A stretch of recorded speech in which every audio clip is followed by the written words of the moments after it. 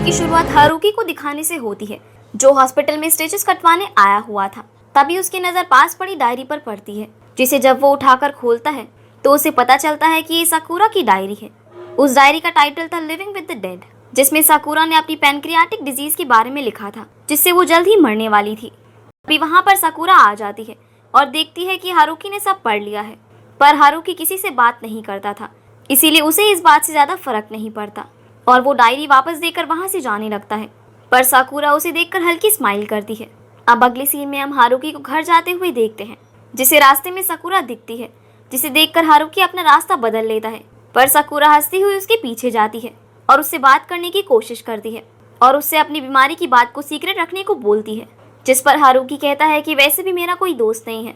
अब ये सुनकर साकुरा हंसती हुई बोलती है कि मैं अपनी बची हुई जिंदगी तुम्हारे साथ बिता सकती हूँ, पर हारुकी उसे वहाँ से जाने को बोलता है।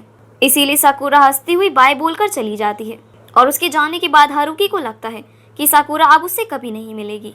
पर अगले ही हफ्ते साकुरा हारुकी के साथ लाइब्रेरी असिस्टेंट का वर्क ज्वाइन कर लेती है।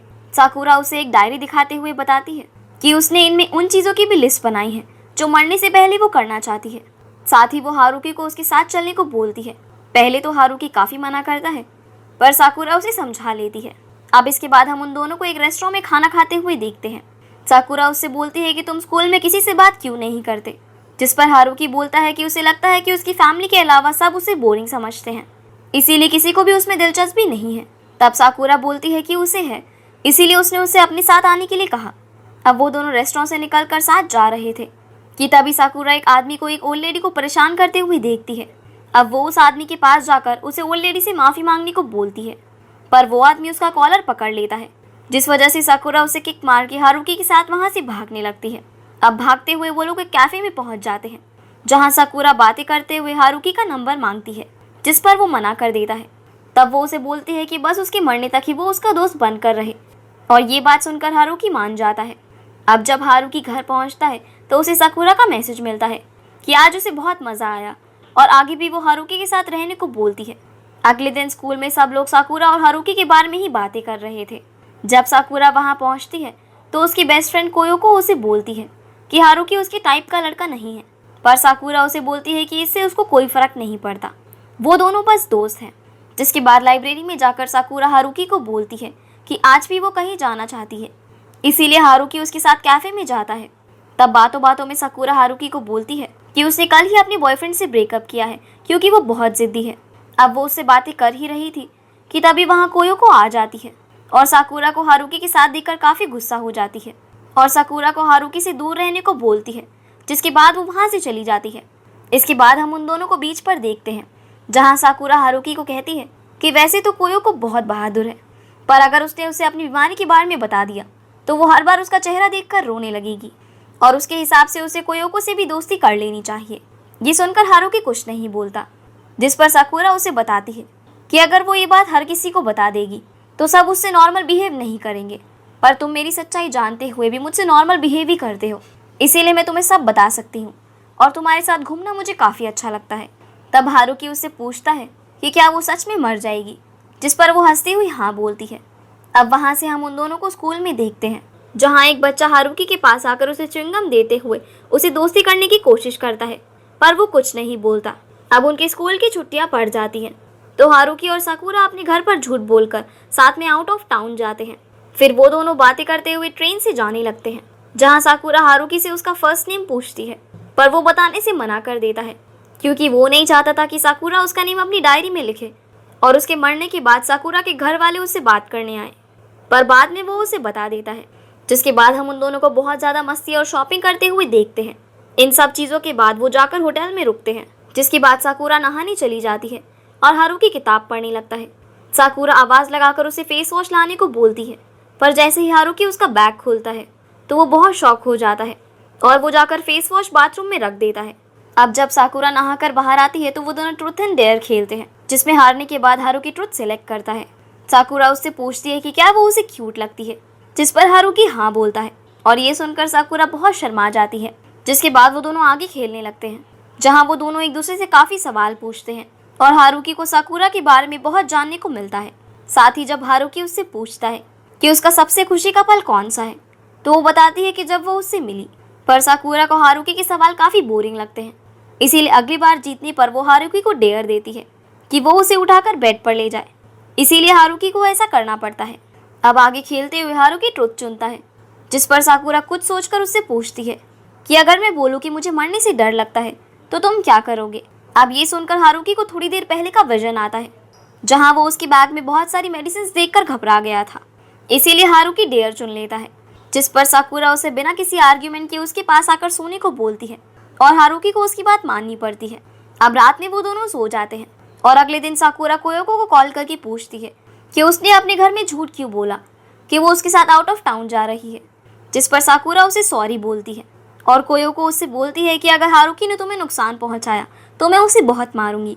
और ये सुनकर साकुरा बहुत हंसती है और कोयोको को बाय बोलकर फोन काट देती है। फिर वो हंसते हुए हारुकी को कोयोको की बातें बताती है, जिसके बाद वो दोनों अपने टाउन में वापस जाने लगते हैं, जहाँ साकुरा बोलती है कि शायद हमें फिर से एक ट्रिप पर जाना चाहिए। और ये सुनते ही पहली बार हारुकी मान जाता है और बताता है कि उसे बहुत मजा आया। ये सुनकर साकुरा बहुत खुश होती है। वहाँ से आने के बाद हारुकी काफी दिन तक कोई काम नहीं करता और स्कूल खुलने पर साकुरा से मिलने का इंतजार करता रहता है। अब हम उसे स्कूल में देखते हैं, जहाँ कोयोको उसे पास आकर बोलती है कि तुम्हारी हिम्मत कैसे हुई साकुरा के साथ जाने की। वो बेशक से बहुत बहादुर लगती हो, पर वो दिल से बहुत कमजोर है। साथ ही बात बात में वो काफी मायूस हो जाती है और अगर ऐसे में उसे कुछ हो गया तो क्या इसकी जिम्मेदारी तुम लोगे। इतना बोलकर कोयोको हारुकी का कॉलर पकड़कर उसे साकुरा से दूर रहने को बोलती है। जिसके बाद हम साकुरा को हारुकी के साथ लाइब्रेरी में देखते हैं, जहाँ साकुरा उसे एक बुक के बारे में बताकर उसके घर चलने को बोलती है। हारुकी ने वो बुक नहीं पढ़ी थी, इसीलिए वो मान जाता है। अगली सीन में हम उन दोनों को साकुरा के घर गेम खेलते हुए देखते हैं। तब साकुरा उससे पूछती है कि शायद तुम मुझे कभी गर्लफ्रेंड की तरह ट्रीट नहीं करोगे, जिस पर हारुकी मना कर उठ जाता है और वो बुक ढूंढकर वहाँ से जाने लगता है। तभी साकुरा आकर उसे पीछे से हक कर लेती है और बोलती है कि मैं हमेशा से ऐसा किसी के साथ करना चाहती थी। और इतना बोलकर साकुरा हारुकी को किस करने लगती है। ये देखकर हारुकी को कोयोको की बातें याद आने लगती है। तभी साकुरा रुक जाती है और बोलती है कि ये बस एक मजाक था।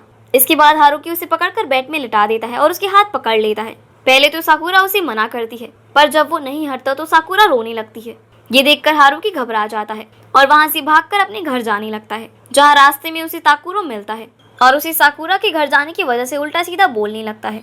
अब हारुकी उसे समझाने की कोशिश करता है कि जैसे तुम सोच रहे हो वैसा हमारे बीच कुछ भी नहीं है, जिस पर ताकुरो बोलता है कि पूरा स्कूल तुम्हारे बारे में बातें करता है, जो मुझे बिल्कुल भी पसंद नहीं है, क्योंकि मैं साकुरा को पसंद करता हूँ। अब ये सुनकर हारुकी बोलता है कि साकुरा को तुम्हारे जैसा लड़का पसंद नहीं है जो उसकी बात ना माने।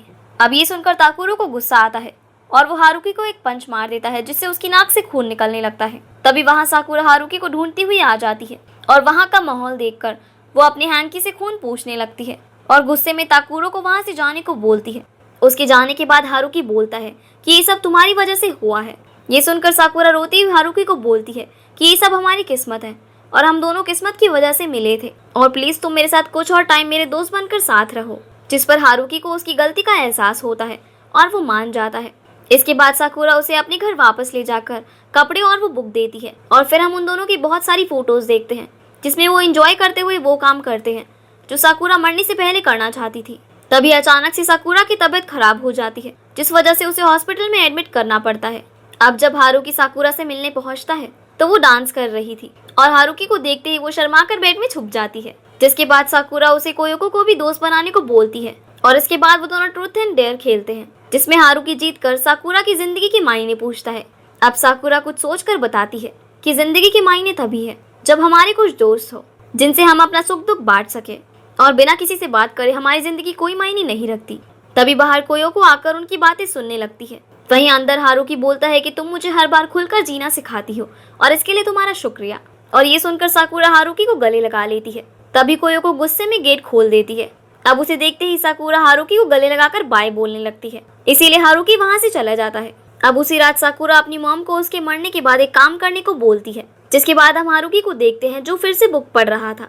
साकुरा उसे मैसेज करती है कि 2 हफ्ते बाद वो डिस्चार्ज होगी और जिस दिन साकुरा को डिस्चार्ज किया जाता है तब हारुकी भागते हुए हॉस्पिटल में पहुंचता है, जहां साकुरा तैयार बैठी थी।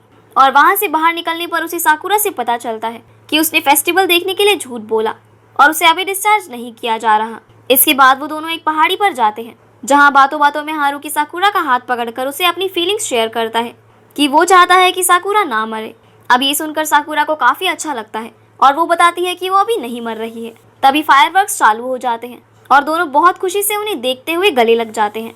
अब इसके कुछ समय बाद वो दिन भी आ जाता है जब साकुरा डिस्चार्ज हो रही थी, इसीलिए हारुकी कैफे की तरफ जाने लगता है। अब रास्ते में उसे फिर से वही लड़का मिलकर च्युइंगम ऑफर करता है और इस बार हारुकी च्युइंगम ले लेता है।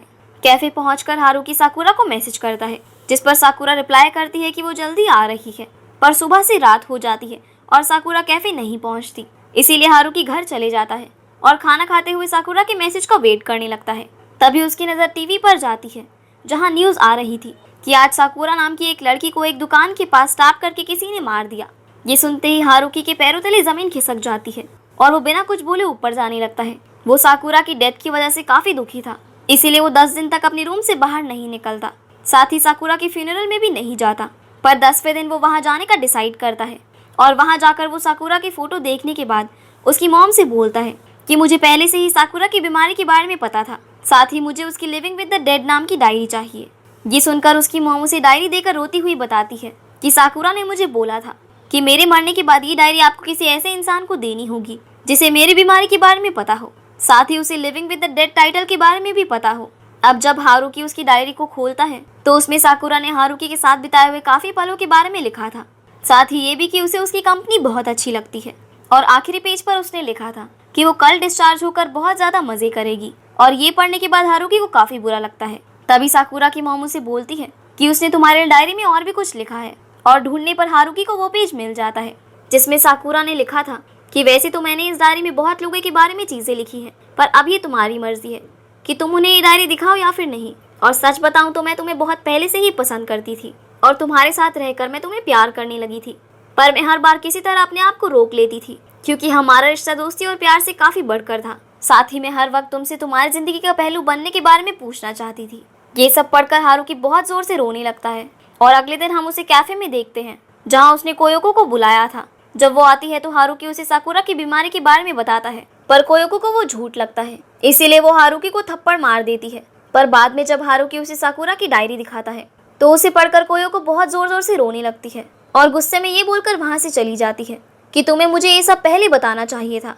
उसके जाने के बाद हारुकी जल्दी से वो डायरी उठाकर कोयोको के पीछे भागता है और उससे अब तक की सभी बात के लिए सॉरी बोलकर उसे फ्रेंड्स बनने के लिए पूछता है, जिसके बाद ये मूवी यहीं पर खत्म हो जाती है। तो गाइस ये थी आज की वीडियो। अगर आपको वीडियो पसंद आई हो तो वीडियो को लाइक कर चैनल को सब्सक्राइब जरूर कीजिएगा। तो आपसे फिर मिलते हैं अगले वीडियो में, तब तक के लिए गुड बाय।